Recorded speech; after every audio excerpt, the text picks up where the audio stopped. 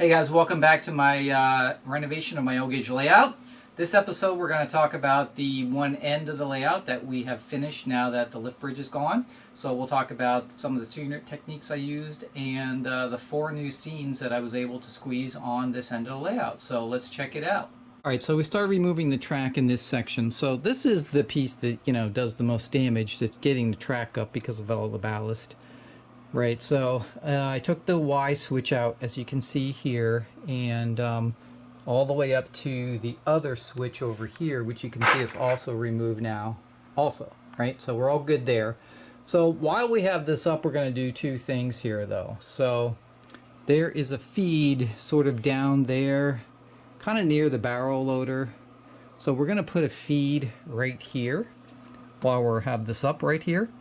And then we're going to put a feed near the other end right there while we have it up. And so any place we can add feeds while we're doing any track rework, we're going to add. Just makes the DCS system even stronger. So I don't really have a problem with it right now, but there is sort of this gap between over at the barrel loader there and over on the other side of the lift bridge is where the other feed is. And that's because I used to have a feed up here. It's like right about here, underneath here, and that kind of fed that section, but that's gone now, so we need to put another feed. And since we have the space, we might as well just put 2. Why not? Doesn't matter. The other thing we're going to do is, you notice right here, there's 2 cables coming out of here. These are PDI cables that are used for the sensor track. Now, the sensor track cables are in a daisy chain, so one goes into the sensor track, then one comes out and goes over to the next sensor track. And so what happens is if one of these ever comes loose or falls out, then all sensor tracks after this one become dead. So I've had this actually happen before, where I was underneath the layout, I was accidentally tugging on something and one yanked out, and then all the sensor tracks went dead after it. So I actually had to cut from underneath the layout to cut a hole out to get to them so I could put them back in the sensor track. So what we're going to do here is any place that we're touching a sensor track, we're going to cut out a hole big enough so that I could reattach those if I needed to. So we're just going to cut a square hole right there instead of just a round hole where the connectors come through, so that from underneath the layout, if I ever needed to, I could reattach the cables right there. So we're going to do that little sort of change too while we have this up. Then what we'll do is put down the little sort of track sound insulation material I use, and then we'll get the track in there and get it all hooked up and check it out before we screw it down.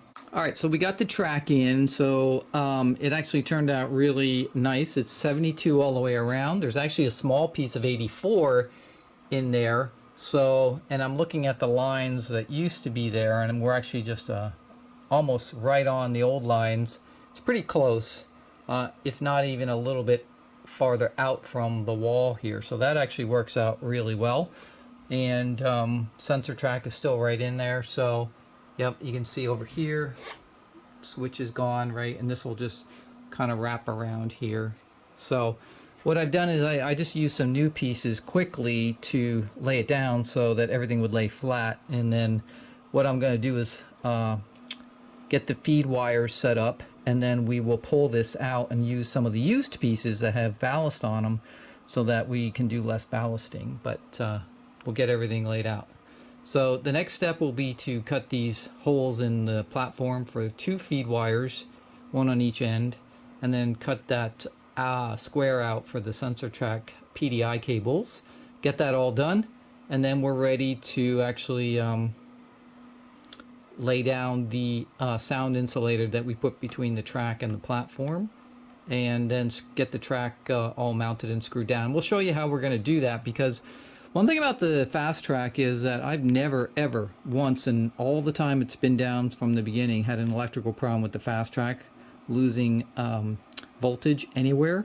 So I'll show you, if you don't remember from my early videos, like how I actually make sure the connections between the fast track pieces are secure, because right from the factory they can be a little bit loose, and so there are ways to tighten that up to make them super tight.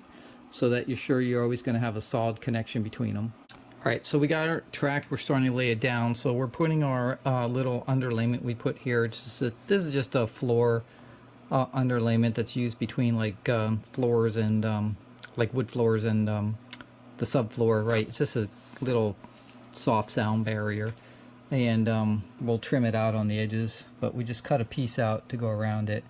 And we got a feed right here. Now this feed we actually had to run over here because there's actually blocks of like supports right underneath here. It can't drill through.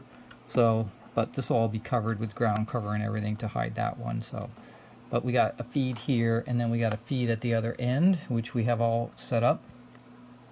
So we're just going through here, running them around. So on the track itself, all we really do is on these rails on each side, like on this outer rail and on the inner rail here where there's a space, we just crimp them a little bit with a needle nose pliers to tighten these up. And we'll do it on both sides, on this side and then on the side that's receiving it. Because the way these work is that the outer pins just slide into the outside tracks, but the inner pins, the center rail, they actually have two pins that slide side by side to each other. So if you crimp the rails a little bit, it'll make it super tight. You don't want to crimp them too far because then you'll misform them and they'll be sticking up and you won't have a smooth joint. So that's the other thing you want to make sure when you do this. You run your hand over it and it should be perfectly smooth and not catch at all if everything is correct. So yeah, that's kind of where we are, and we did cut our hole there underneath the sensor track.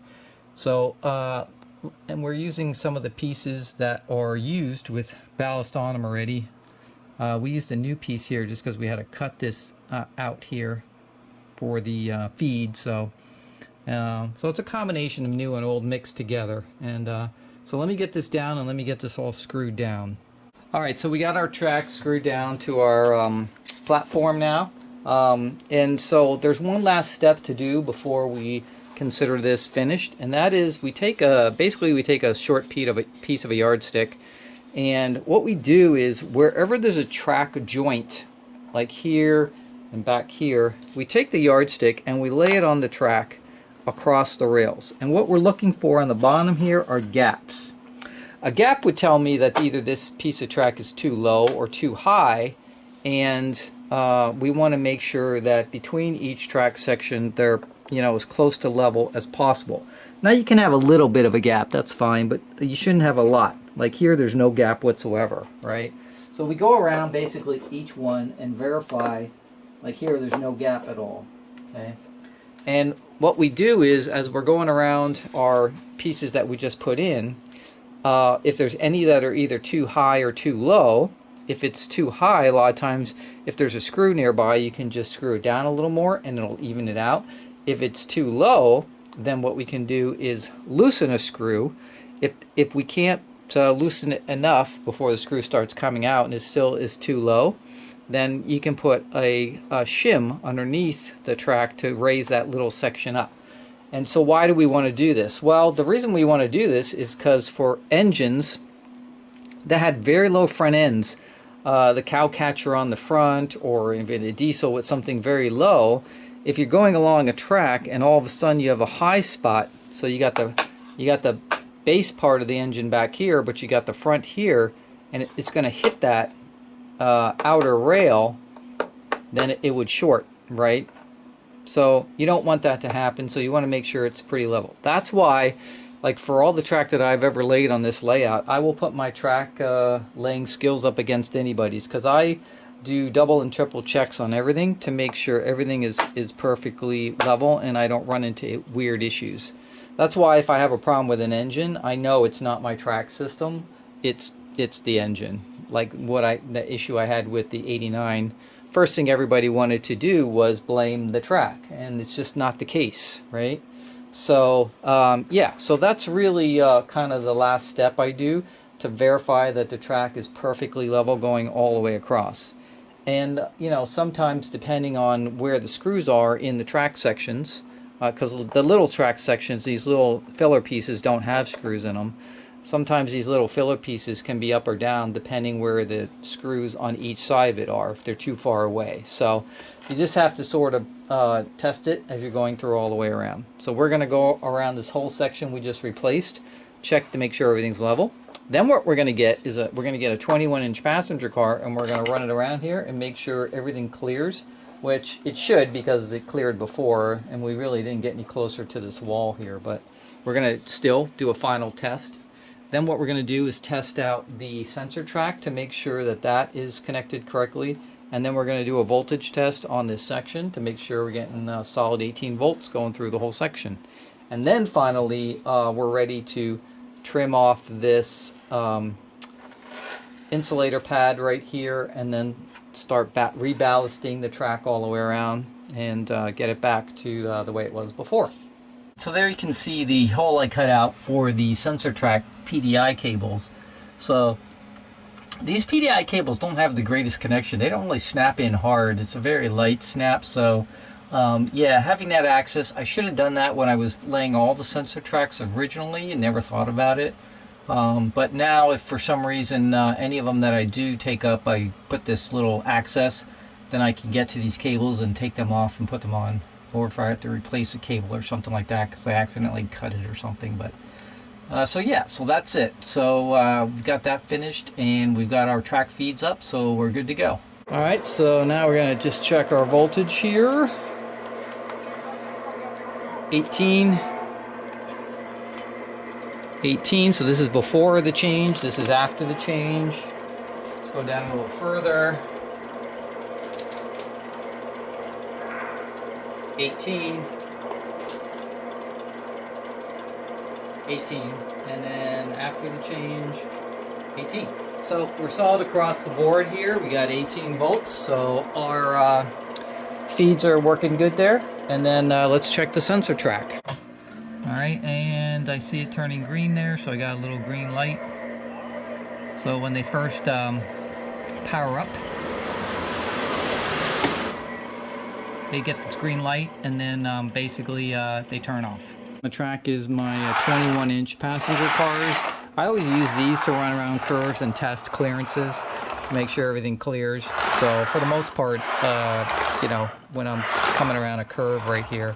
Now I'm straightening out right here, right at the apex of this curve that's coming around here. So I got a good like 2.5 inches there. So, you know, I should be fine for anything coming around this curve. But, you know, it straightens out right there.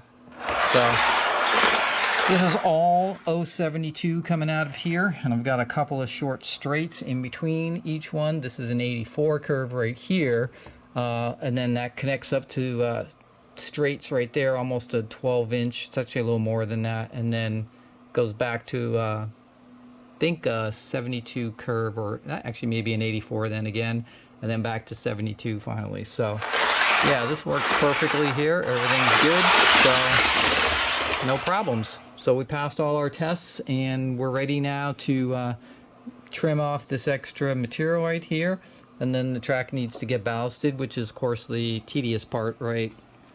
Never liked ballasting too much, but it's got to be done here.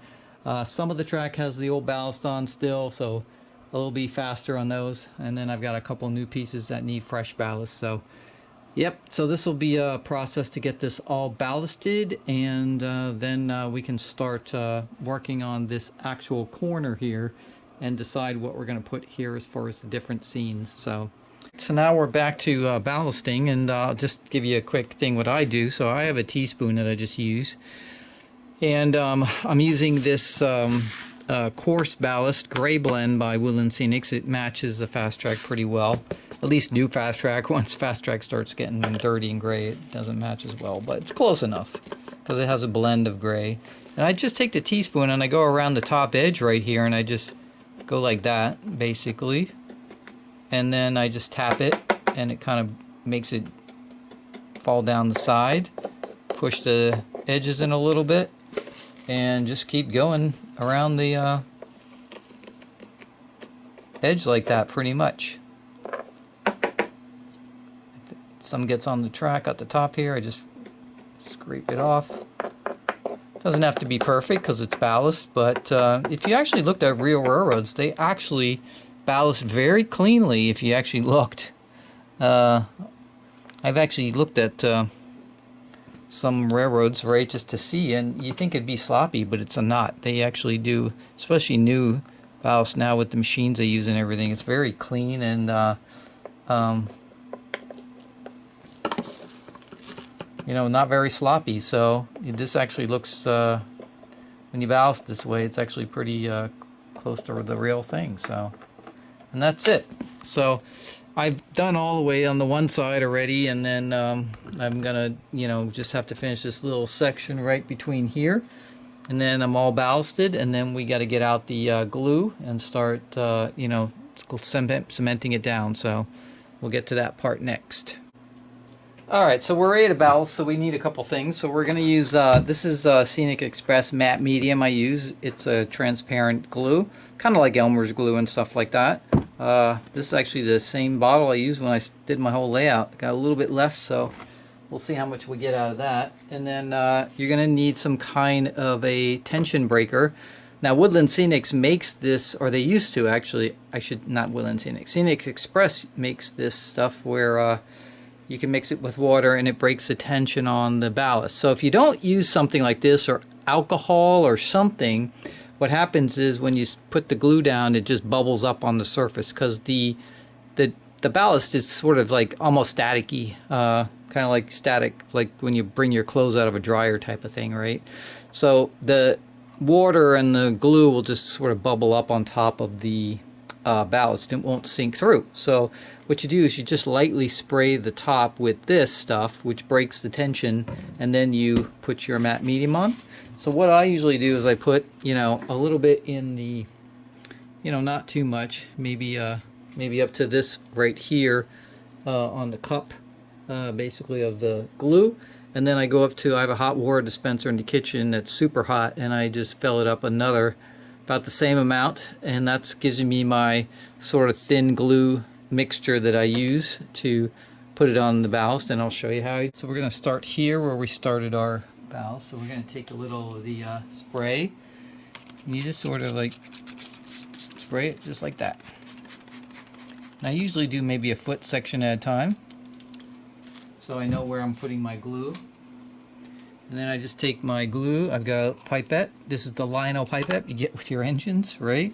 It actually works pretty well. And if you notice when I do it, it just sort of like sinks right into it.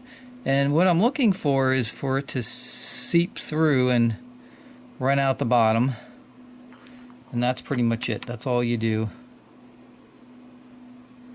Now this is one of the reasons why you don't put your grass mats down before you ballast, because this will soak right into the grass mat and ruin it, especially if you're using paper grass mats. Those are the worst, right, as far as the wetness goes. So you don't want to do that. You want to make sure that you're, so this is going to actually stain the edge of this here. I'll cover it up with ground cover, but normally you wouldn't have any grass mat here.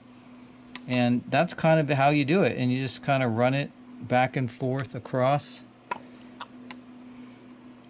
And it's, the pipette holds like just enough so that you're not flooding it, and it drops really nicely, and you don't have to worry about it moving the ballast, because that's the other thing you don't want to have happen. And you just sort of run that all over the place. Now what you want to do is get a paper towel then and make sure you wipe down your track rails, because you just sprayed them with a mixture that has water in it. So you don't want them rusting, right? So you gotta wipe them off, but that's it. So all I gotta do now is go around the entire section that I replaced here and get it all glued down. So there we have it. We're all ballasted, and you get the glue. You can see the glue, you know you have enough glue when you have these sort of puddles running out from underneath it, which means it went all the way through, right? So that's how you kind of know. Now this takes about 48 hours to dry, not the glue portion as much as it is the wood underneath has to dry out too before you put anything on top of it. So, and you can see like over here what I was talking about before, where it's soaking into the ground cover, right? So that's why you don't want to put ground cover before you ballast and put the permanent glue down, right? You want to put it afterwards. So, and that's pretty much it. So just got to let all this dry, and that track is now back So again, I can run trains not down. And then as you can see right here, I've got this great big space now on the front corner here that I can put some scenes in right here. So this is going to be great. I stripped it all off, as you can see. So, and then I'll be putting back that farmhouse and the tree house, but then adding some other stuff in there. So I think what I'm going to do next while I'm waiting for all this to dry is I'm going to clean up the basement here, get all my stuff put away and organized, and then I'm going to start pulling some stuff out from underneath the bench work so I can see what I got as far as accessories to put on here, and pick something that's going to fit in these areas right here, and then we'll go from there. Alright, so we're going to start with laying out our scene on this corner here, and we're going to basically make 3 scenes here. We're going to keep the scene we had before, which is the farmhouse here and Stephen's hideout, which is the tree house. And but we're moving it over sort of to this corner over here of this space that we have, and we're going to pretty much replicate the same scene. There'll be a barbecue scene with the lounge chairs and people sunning themselves. We had a dog and a woman playing ball, and then you have the kids in the treehouse and stuff like that, right? And then we'll put all the, vegetation and flowers around it and everything we had before. So that will stay the same. Probably on this side over here, there'll be a driveway coming off the road that'll be in a different shape than originally, but that's what'll be in this part right here. Something new will be over here, which is something I've had under the layout for a long time, sitting in a box. Never took it out, so it's finally out getting some air here, and it is the K-Line Ford auto dealership. This is a cool operating accessory. It has 2 rotating platforms on the inside where the cars spin around. It's lighted, and there's a lot of detail on the inside you can see also. This sign spins and it's lighted at the top here. But one of the coolest part about it is it has a sound system in it that when you push the button, it'll play a series of auto dealership sounds and stuff like that. So kind of cool. So we've played with the positions, but I think this is the best position for the shape that it's in. It's like an L-shaped building, so it's a little hard to put on here if I want to squeeze 3 scenes on this corner and not just 2. So I think this position right here is about the best place because I need to get a road out, so people can get in and out from the dealership or the house or whatever out to a main road, right? So in order to do that, I kind of figured that this would be the best place for it, right on the corner here, plus everybody can see it up close. And then the third scene we're going to do is sort of in the back here, on the other corner of the place we have here. And back here we're going to do, I think what it's going to end up to be a pretty neat scene, but it's sort of be behind the dealership, and as you're leaving this area of the platform, right, it's going to have sort of this abandoned house, which you can see right here. I got this off of one of the Facebook guys, Tristan, and we'll talk about this house when we get to that portion of it. But what I want to do with it is I actually want to do a sort of a pseudo scene from the movie Halloween. So I'm going to make it, I'm going to put some lighting in it that sort of flickers and everything, and then I'm going to put some, overgrown weeds and brush and everything around it. I'll have a broken down fence around it, sort of, a bent lamp post and things like that. So it'll look like a sort of an abandoned house with a mailbox in the front that's going to have the word Myers on it, for Michael Myers. And then I'm going to put a for sale sign with some, phrase on it, like for sale, cheap, all dead bodies removed, or something like that, right? To let you know it was like a murder house or whatever. And then what I'm trying to find, if anybody out there sees one, let me know. I'm looking for a 1978 Ford LTD station wagon in 1/43 scale. And that is the station wagon that was used in the movie, when he escaped from the state mental hospital. Doesn't matter what color it is, I'll paint it to match the movie color. But just if anybody sees one out there, let me know. I haven't been able to find one yet that I can find that somebody's making. So, but I'd like to get that painted up like the movie and then put it in front of the house.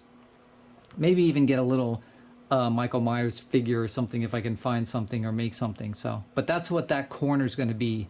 It's going to be sort of the Halloween house. Now, the house, of course, isn't the exact same shape or anything as the one in the movie, but it's, you know, it's kind of similar, and it's good enough, right? Because it was kit bashed, and a really nice job. We'll look at it up close later on, but really nice job on weathering and making it all sort of abandoned, broken down, and everything. So that's what we're going to put in that corner. And then, of course, then we have to get the street out to the main road. So where do we start? Well, where we start, I usually start at, is just laying out where the road is going to be, because that's the key to everything. So the blacktop, which is this right here, we have to lay it out so it gets over across the tracks and then out to the rest of the main roads in the layout, right? So we got to get that laid out, because that will dictate where we put the grass and the driveway to the house and everything else. So what we're going to do is, on this side over here where the dealership is, we're going to have a concrete pad up to the building here that will score. We'll make a sidewalk, right? And then this will be like a couple cars in the front for customer parking. We'll put some lights, you know, lamp posts or whatever. This will be the road here. We'll get striping on it, and this will go out. And then here we'll continue the road. We'll just swing it across to the side of the house here as the driveway for the house right there. So then this will all be grass and everything all the way over to the corner over there. On the back of the dealership right here, we'll just put either concrete or more blacktop, because this is where the service entrance is in the back here. Even though it's going to be a tight squeeze for the service people, but that's where it's going to be. It'll come out around here. And then, of course, with the house, we'll get fencing and stuff around it and go around there. So it's all fluid. It's just going to happen as I make it, but we'll see how everything fits. But like I said, the first thing I usually do when I'm getting to something like this is I'll put the mat down first. So the grass mat for any place that's going to have grass. Then I'll put the road down. Now you could put the road down first and then just butt the mat up against it, because you are going to have to do some kind of a transition between that because of the edge that you need to hide. So, but whether it's bushes or, you know, something that's along the edge of the road, you got to do something there. And then once you get that all down, then you can start placing the buildings in their permanent position. And from there, it's just adding a whole bunch of soft, you know, scenery to bring it alive. And then, of course, the figures and stuff like that. So I'm going to get this laid out. I'm just going to take a Sharpie and draw where everything's going to be basically on the layout for the roads. And then I'll show you exactly how I do the roads and the materials. The first thing we're going to do is get the big piece in, which is the dealership, and we're going to use this 1/4-inch foam. Woodland Scenics makes this. It comes in sheets. You just cut it. Has a nice sort of texture to it that makes it look like concrete on a sidewalk, and then you just score it to make the lines. So what I usually do is I cut out a piece like you can see here that I'm putting on the building, and the building actually rests on the whole piece of foam. And then I just stick out about 1 inch for the sidewalks that go around the building. And that's all I do. So I just cut that shape. This foam will then get hot glued to the platform. And then I'll score it and then paint it with some concrete color. And that's it. That's how I make my concrete sidewalks. They're really straightforward, simple, and easy. And you can put your lines, your scoring lines, wherever you want them. I think I usually do like 1-inch blocks. And that's about it.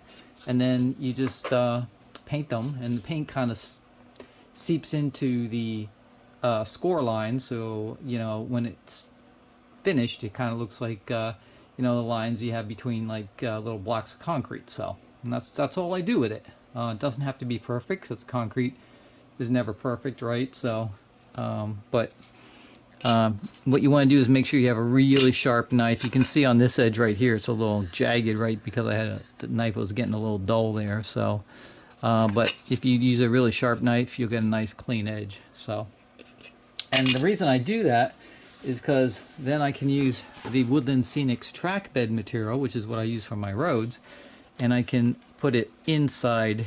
And because this is 1/4-inch and this is 1/8 inch, right, you get a little step up sort of between the sidewalk and the road. So just like a real kind of sidewalk would be, or curb.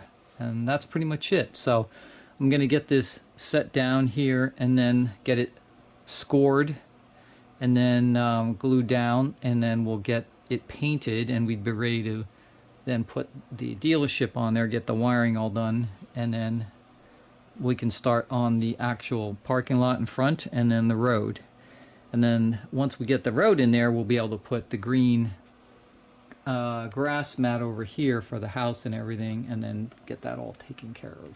We got the foam hot glued down, and I've got all the score lines here for the sidewalk going all around it. So all we're going to do is we're going to take some of this concrete color top coat. It's Woodland Scenics product, and big heavy brush, big wide brush, and we're just going to paint it, right? And then we'll make sure that you can see the seams, so we won't choke the seams with paint, right? We'll make sure.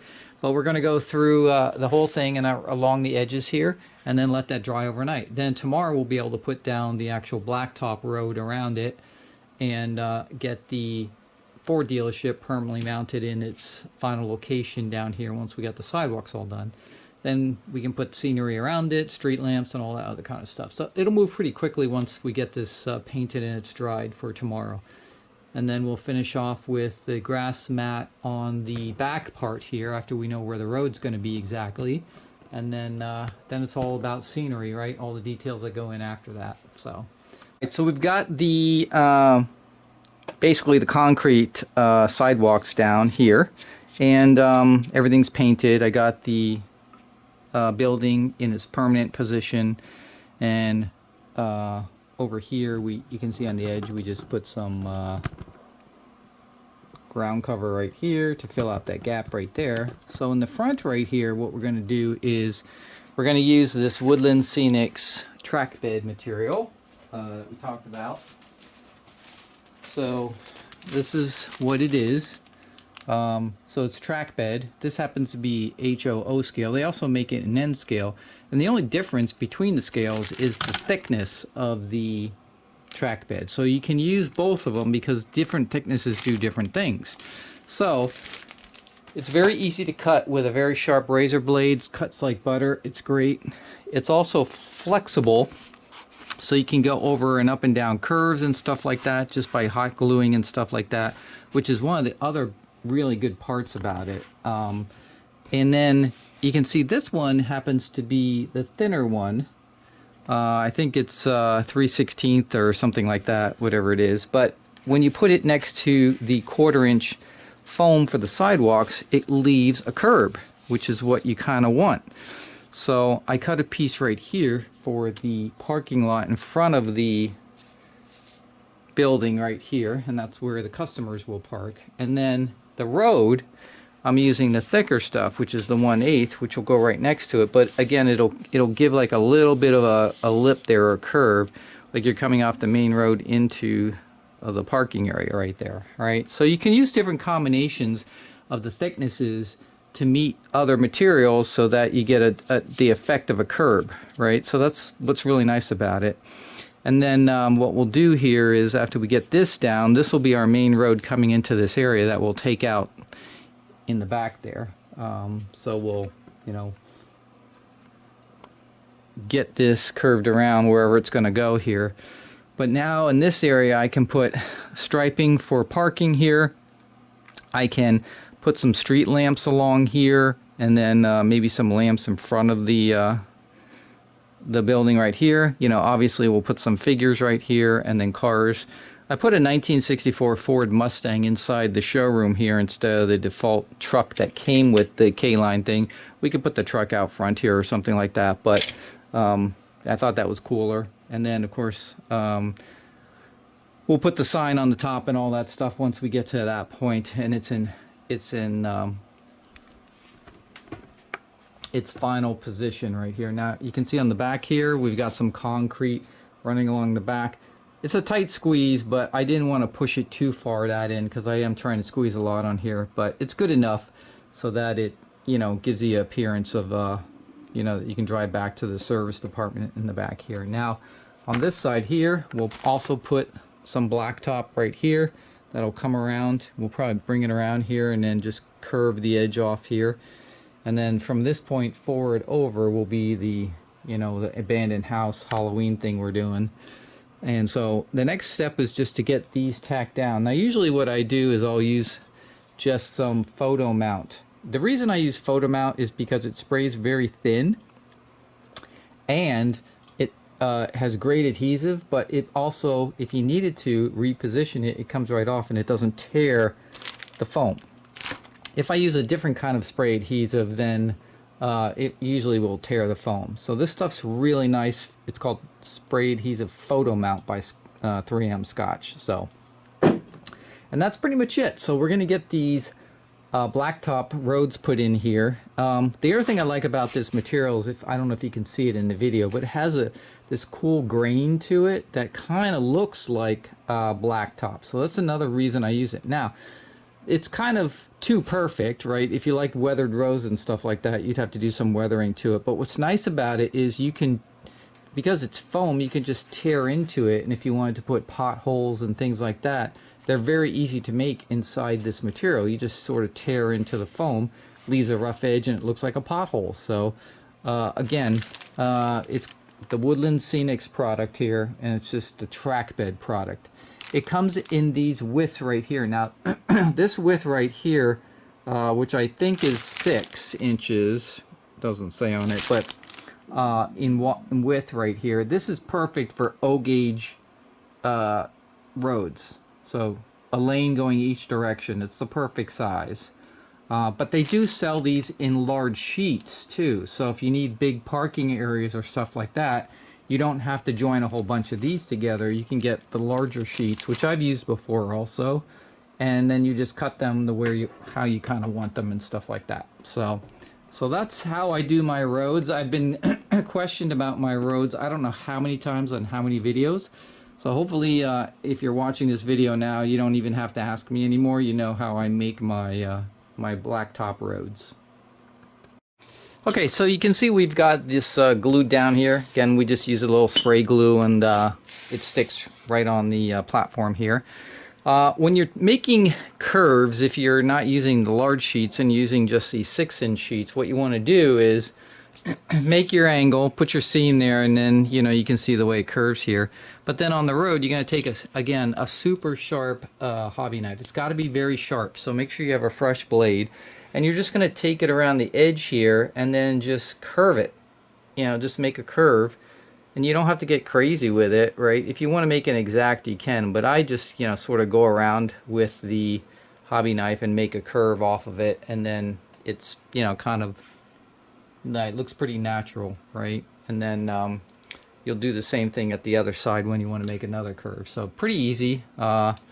And then that's pretty much it. So to make these perfect seams right here, what I do is I take this piece, I overlap it on top of the other piece, and then I just run the knife along the edge of the top piece, and it makes a perfect seam that matches both sides right there. And that's pretty much it. All right, so you can see we're getting along here. We're coming along. We got the buildings all in place now, and treehouse here. We actually got another accessory we're adding on here. This is a boy flying an airplane, so we were able to squeeze that, so that was kind of cool. It's another one sitting under the layout I had for a while.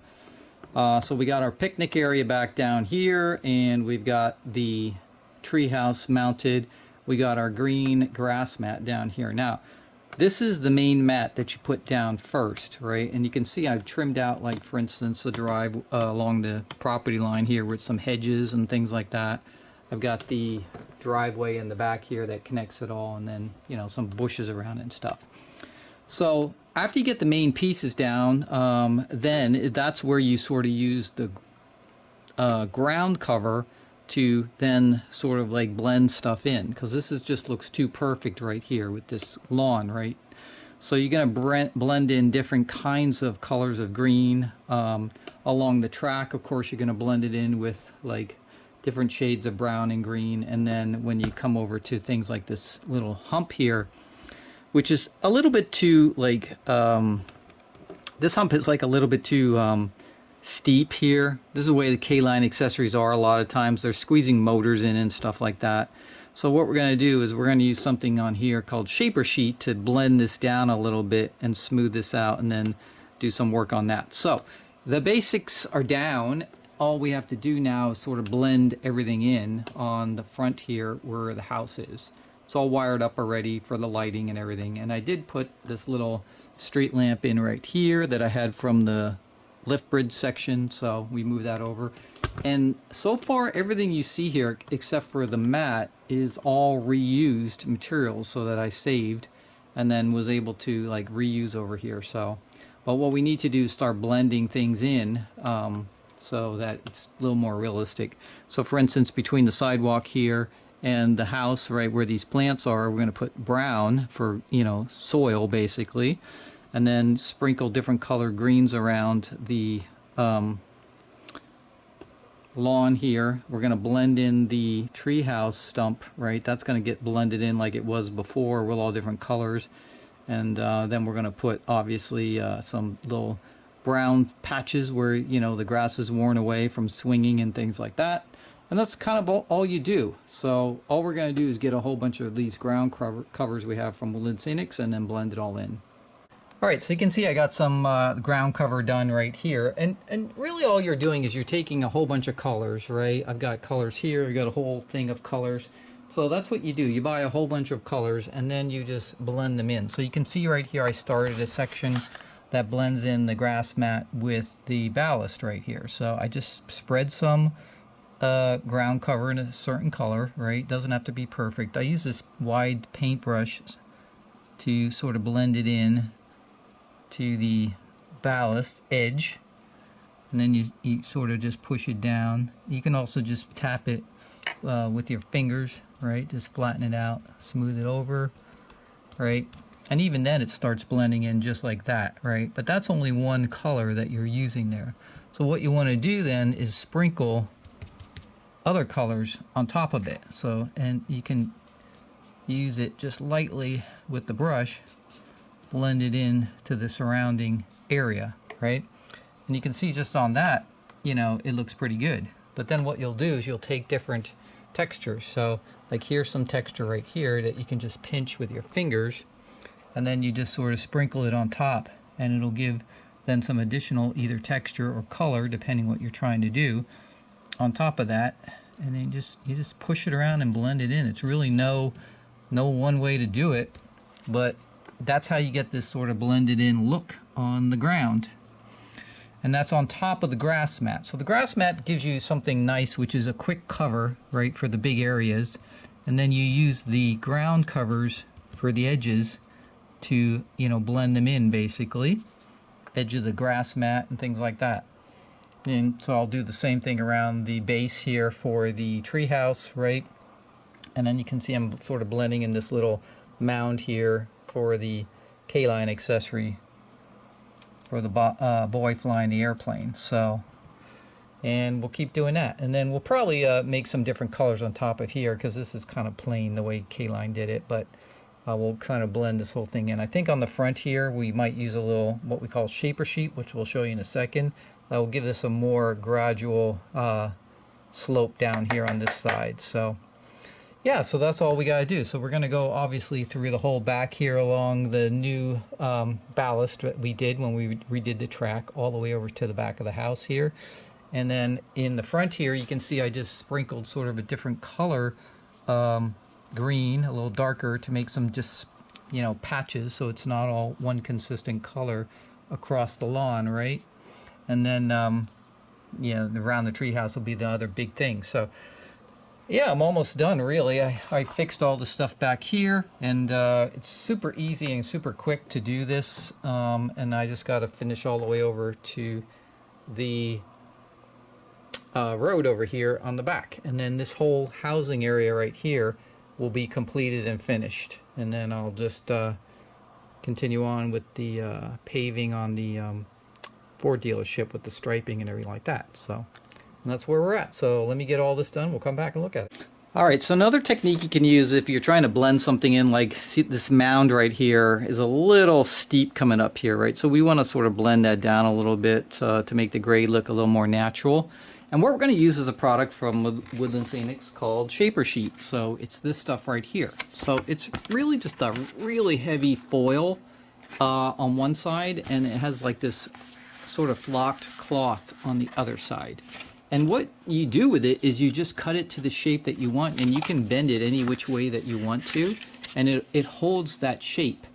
And then you just use basically hot glue and tack it down. So if I want to make a sort of a ramp here and make this a little bit cleaner the way it comes down here, I can actually put this like up to here, tack it right here, and then tack it at the bottom here, cut a piece, and then shape it any which way they want with bumps or divots or whatever you want to do. And then once you do that, you just either paint it.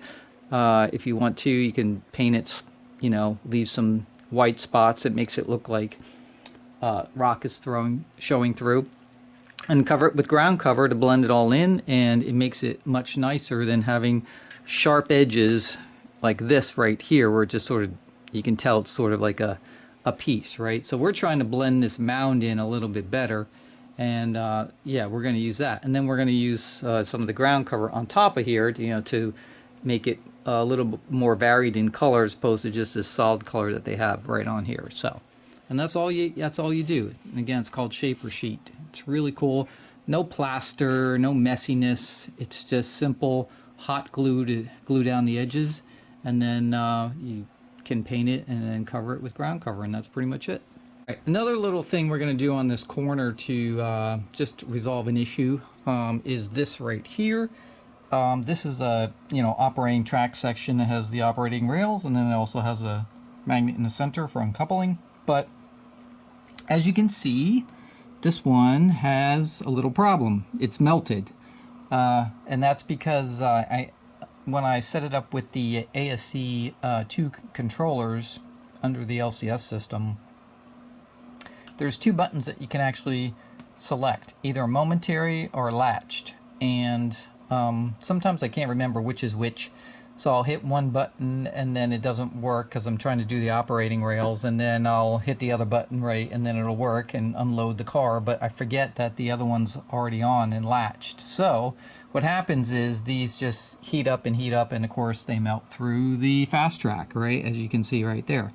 So this melted a long time ago, and the train's pretty much still ran through it without an issue because it just sort of sunk down. It didn't really deform the rails like left to right or anything. But since we have this whole section apart over here, we're going to fix that. We're going to make sure this is replaced here with a good track section, and then what we're going to do is, instead of hooking up to the LCS system, because I don't use it that often, it's just occasionally to do it like the merchandise car to unload crates and stuff.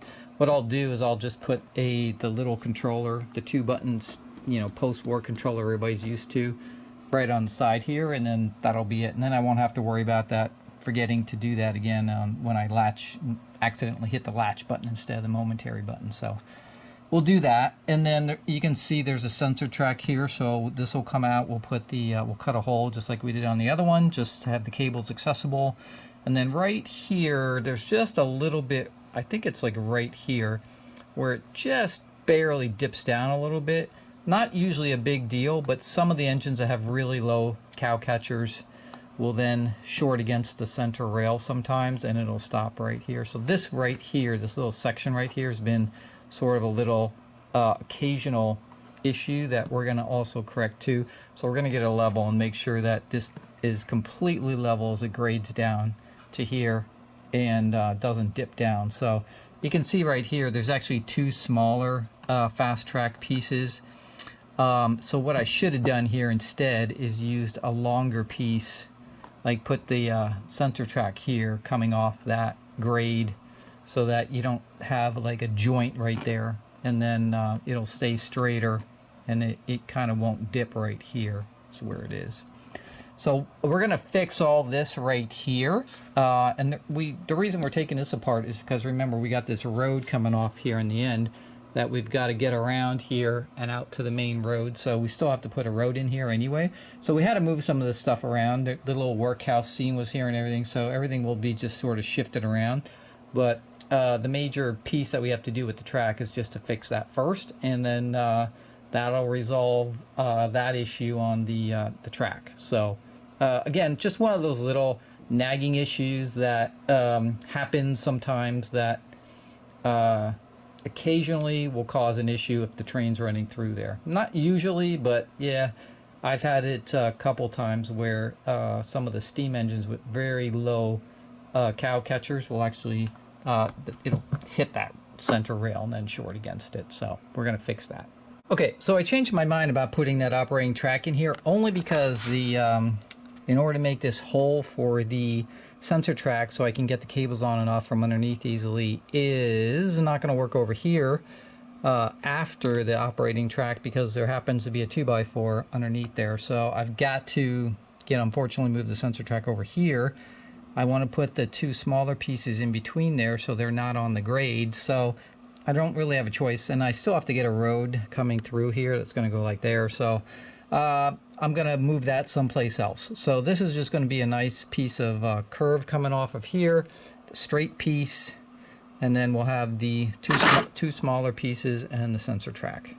And we'll get that all done. You can see underneath here where I had this is the Woodland Scenics like graduated grade system right here. You can see it comes off the wood right there, so I just use it at the bottom to make this gradual grade. But what we're going to do is, put our level between the joints here and make sure that everything that's on here is there's no dips at all, because this is where the dips occur right when you're getting down to the straight flat level. So we'll straighten this all out and then get this all reballasted up, and we'll be ready to go to put our final road in here to connect everything and then finish off the scenery. And then we're getting pretty close to finishing this corner right here. We'll show you everything we did, and then we got to wire everything up too. So, but we're getting close. We got it all done. We've got our track laid down, and it's a perfect actual grade going up. There's no dips at all, so that eliminates that issue. I took out the operating track section. That eliminates that issue with the melted center there. And I've got it all ballasted and glued. So you guys know the drill. We got to wait 24 hours for all the glue to dry there, soak into the plywood and everything.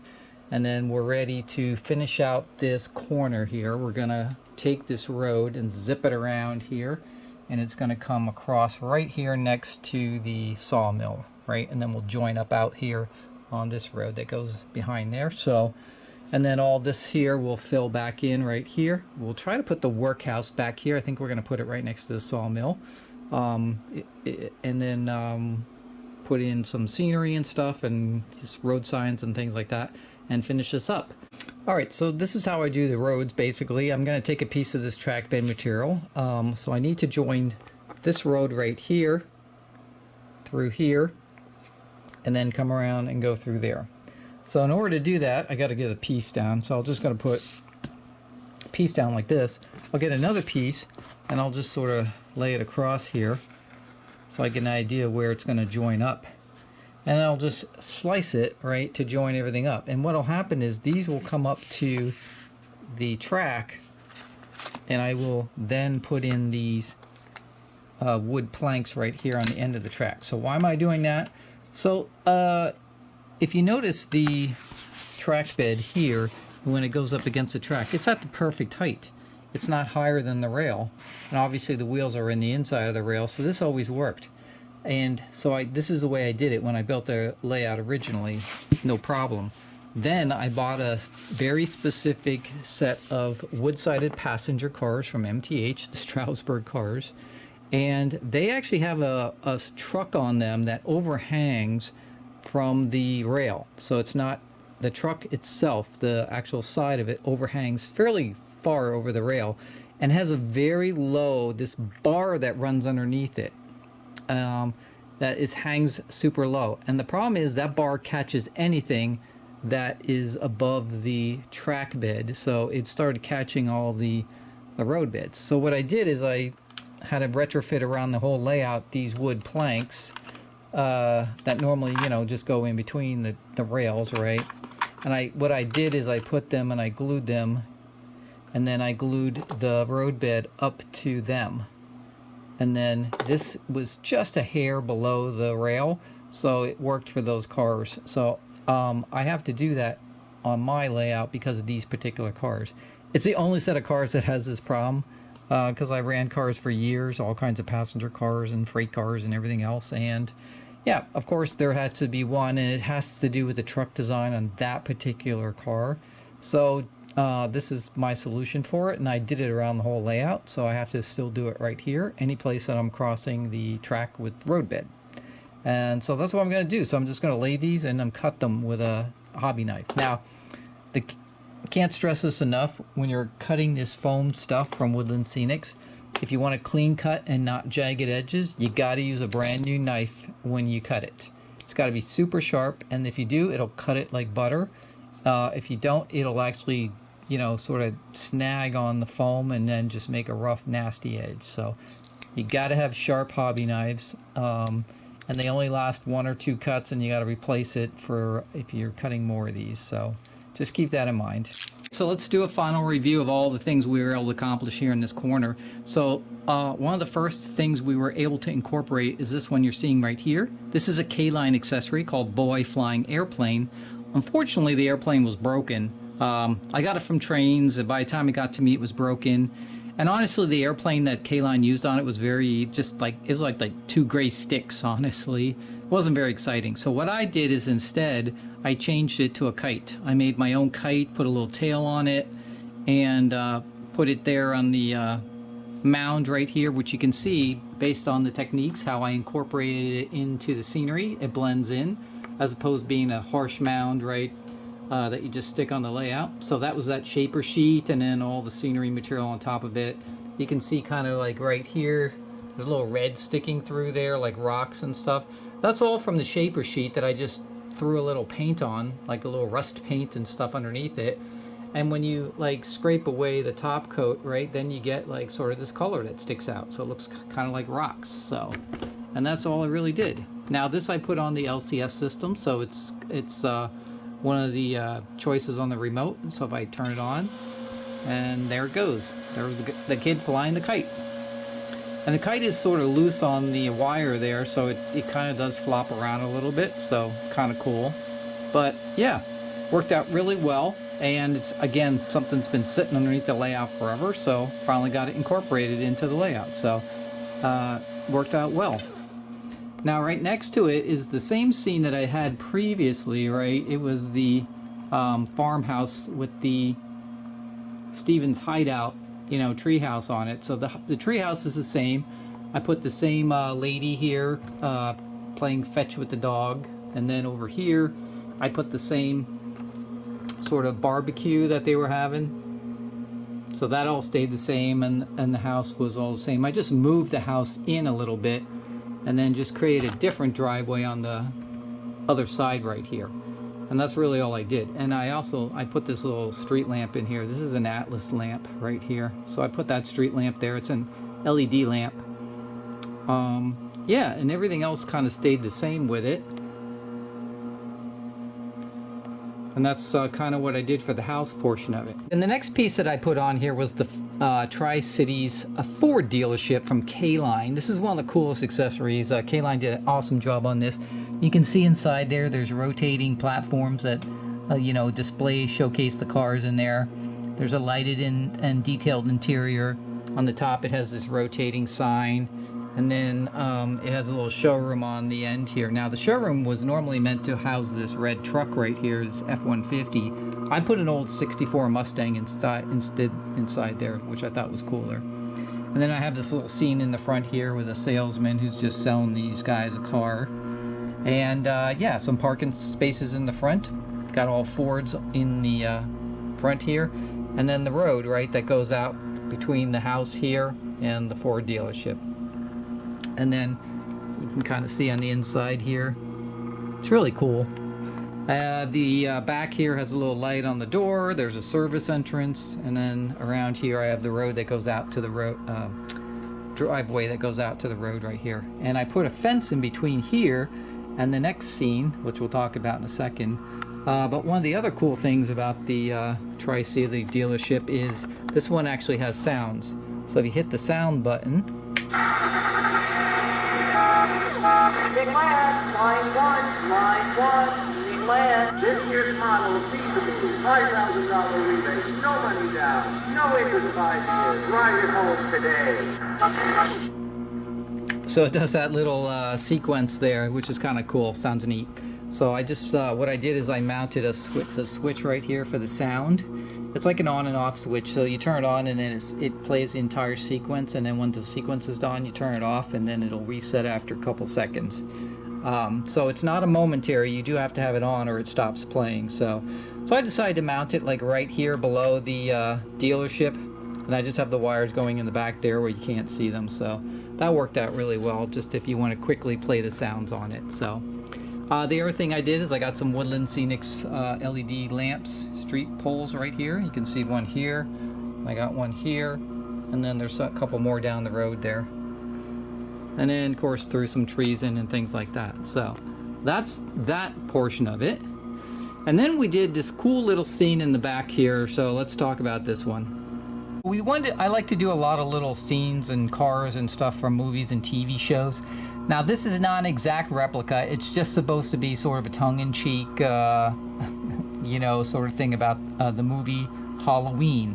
So this house is not exactly the same type of house, right? But it's similar, right? It's a two-story house, right? And so I wanted to do that. So this is an MTH building that was actually kit bashed and weathered, and then has all kinds of like cool details on it, like boarded up and broken windows, you know, paint peeling off, right? There's all kinds of things on here.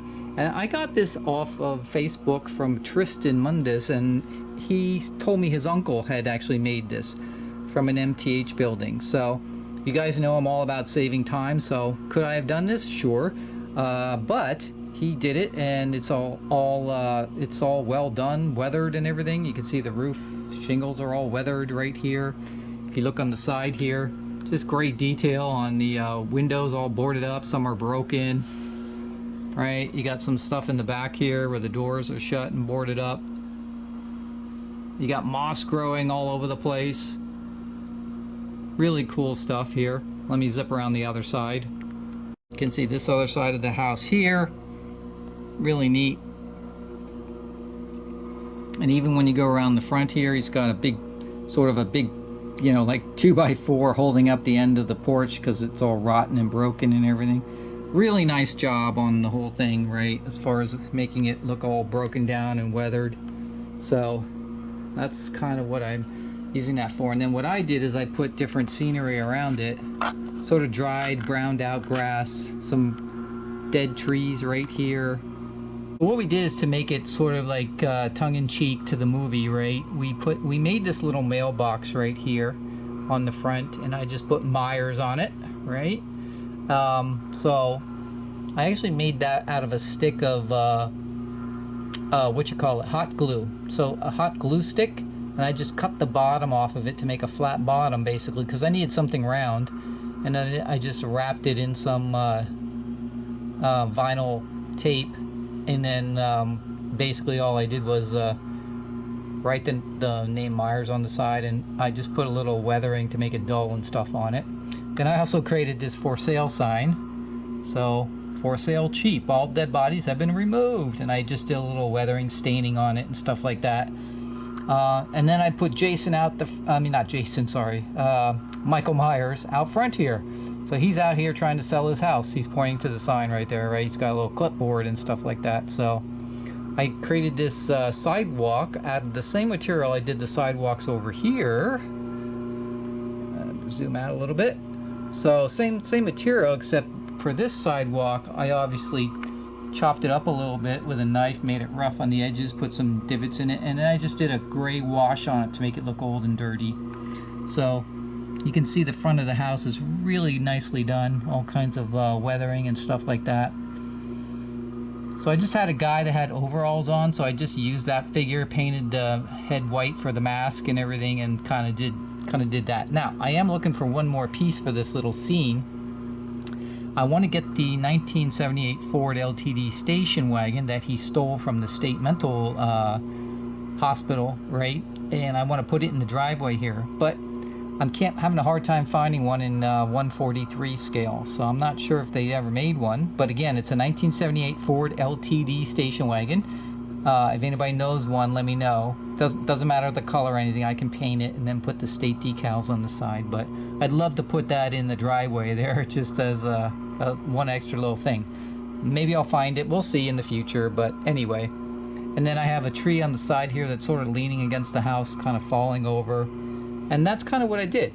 Now on the inside of the house I put LEDs, but then I hooked it up to Woodland Scenic sequencing light module, which flickers sort of the lights on and off between the LEDs, and it makes it look sort of like the lights are going on and off inside the house, kind of like in the movie. You know, remember when Lori was looking across the street at the neighbor's house and the lights were going on and off and on and off? It's kind of like a nod to that. So anyway, it's not supposed to be an exact representation of the Halloween house, but it's just a nod to the movie right there. So I thought it was kind of cool because I did buy this house. I knew I was going to use it, and so yeah. Hats off to Tristan's uncle who made this house, weathered it, and did all this work on it. Looks fantastic. So, and that was that scene that I put in the corner here.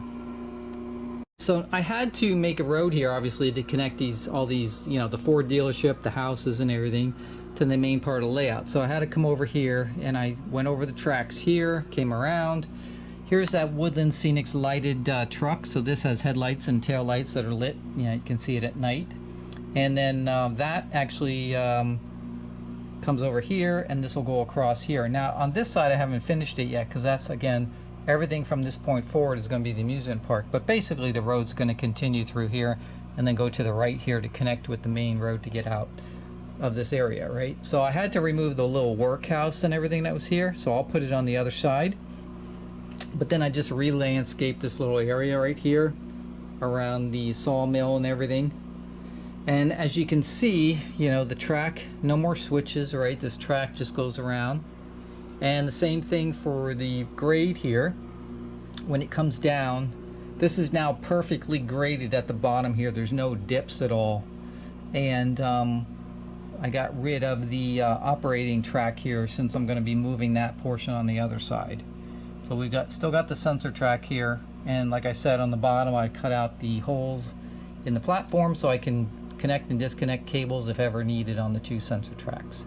The other thing I did was I did put a feed here on as it's going up the grade, so another feed for the DCS system.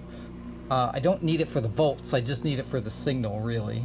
And then of course there's a feed way on the other end there, and there's a feed at this end where I made the change. So again, just some more improvements as I was going along.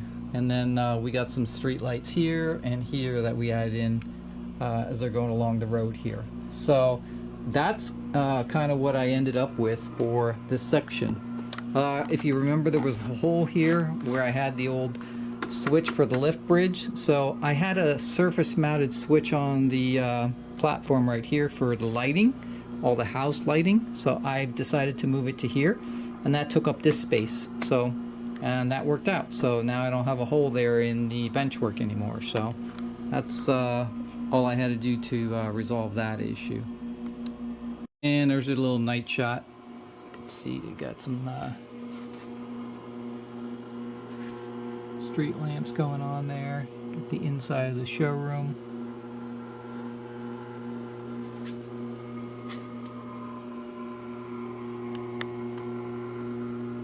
You can see the little Michael Myers house here has, you'll see the LEDs they come on in different brightnesses, like those one LED on right now, and then you'll see like another one will pop on, and then they'll go off. So they'll just be little sort of on and off of the lights on the house.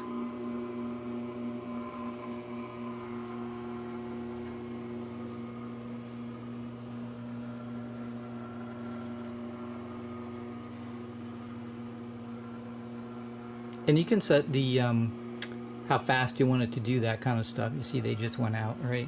There's a little dial on the sequencer module that you can set for how often you want them to come on and off and things like that. So that's kind of what it does.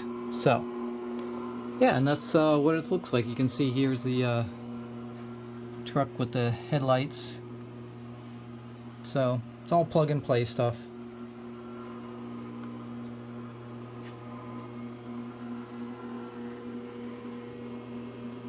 But that's what it looks like.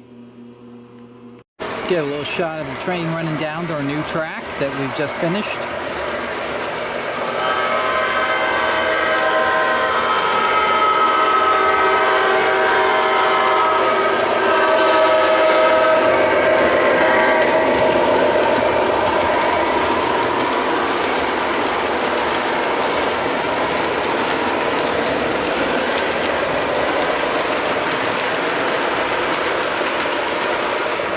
So that's it for the corner here on this side of the lift bridge.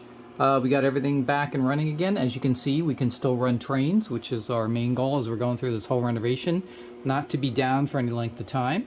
So we got three switches we eliminated on this lower track here. We eliminated that melted operating track section here and made sure that grade was leveled out a little bit more so there was no dips in it, so we're good there. So I think we're all set. Plus we have a couple extra feeds and some great new accessories on the end of the layout here. So overall, I think it was a success. Alright guys, well I hope you enjoyed that video on my renovation of this section of the layout and the cool little scenes I got to incorporate in it. I'm so happy because I got to use a lot of accessories that have been sitting underneath the layout for a long time. So turned out really well. So yeah, that's going to be it for this episode. Next episode we're going to move on the other side of the layout and kind of do the same thing. And someday we'll get to the amusement park, but for right now we're taking care of all the little issues on the layout. And then we'll finally get to the amusement park portion of it. So that'll be really exciting when we get to that, but it's going to be a little bit of a delay until we get these other pieces finished. So as always, I hope you enjoyed the video. Make sure you subscribe, hit that like button, hit the bell for notifications, and put your comments down below. Let me know what you thought of this video. As always, I'll see you guys next time. Peace, guys.